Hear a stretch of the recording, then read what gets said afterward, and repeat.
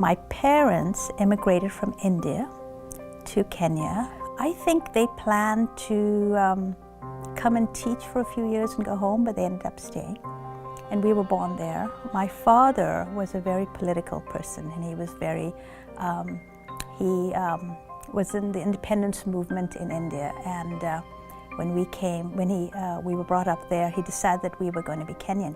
And one day, I was in Nairobi, downtown Nairobi, with a group of friends, and I lost a dare. And the dare was to go into the U.S. Information Office and say you wanted to go to America at that point. So I lost my dare, and I went in there, and I walked in there, and I said, I want to go to America.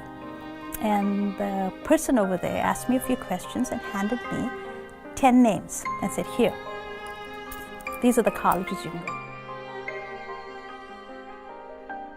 Things got problematic when admission forms started coming into my family postbox. My family had no idea. Because at that point, and I give my father a lot of credit, he said to me, you're going to make the first adult decision in your life. And your decision is, which country do you want to study with? I will make a decision which college you will go to. And I knew immediately I was going to go to the United States.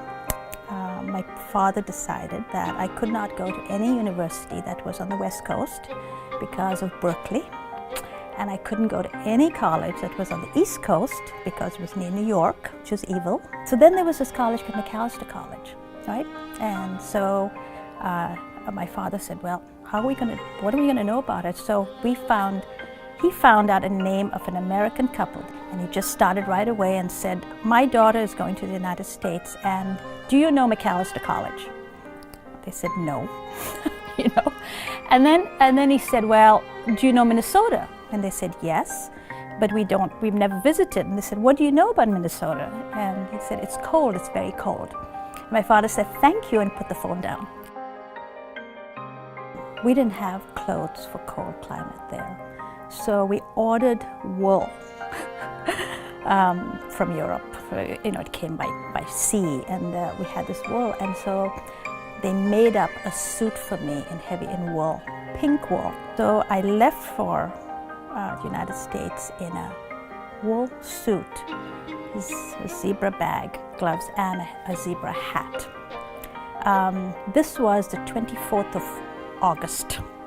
I really had no idea I was going so far away. By the time I had to go through England. By the time I got to England, I realized I was inappropriately dressed. I also realized that I was culturally inappropriately dressed. I started, my culture shock hit me there. By the time I got to New York, I was comatose. Time I flew from New York to Minnesota, I think I cried. Just sat there and cried all the way to Minnesota. And you know, I got to Minnesota and people were expecting somebody black.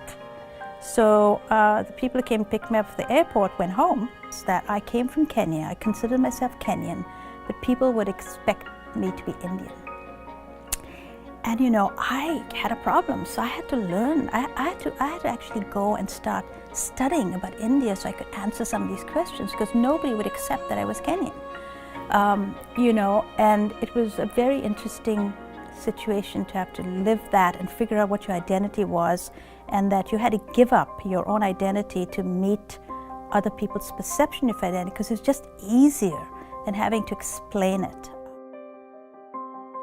I went to graduate school, and I walked into the graduate in New York. I walked into the program, and they looked at me and they said, oh, you're not an American. And I said, no. And they said, oh, this program is federally funded, and you can't come into this program. So in effect, suddenly I was out of status, because in immigration ways I had to be enrolled in school. In the meantime, Kenya canceled my right of return to Kenya. And this was the time of just after independence, where there was a lot of discussion about what is a real Kenyan, who is a true Kenyan. And it happened that I wasn't home on my 21st birthday, and I couldn't register. So essentially they said, you're canceling your right of return. At that point, I had a British passport because I was born when Kenya was a British colony, but the British gave us all passports that said no right of abode in the UK. You had a passport, but you couldn't move there, you couldn't live there. And Kenya said, it's not our problem, go to Britain. And Britain said, sorry, it's not our problem, you're Indian. And the Indians said, it's not our problem, you're Kenyan.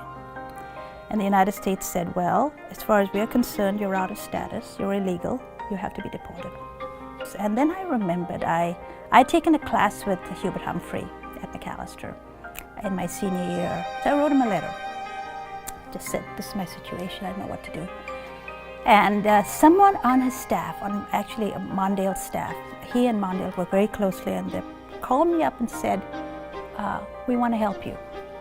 And the day before I was to be deported, Humphrey put in a bill in the Senate to keep me in the country. I always had a passion for issues of justice, partly because of the family I came from. And this made me, I didn't think I quite thought it through, but I thought, okay, what I want to do is I want to work across borders, and I want to work with multicultural conflict.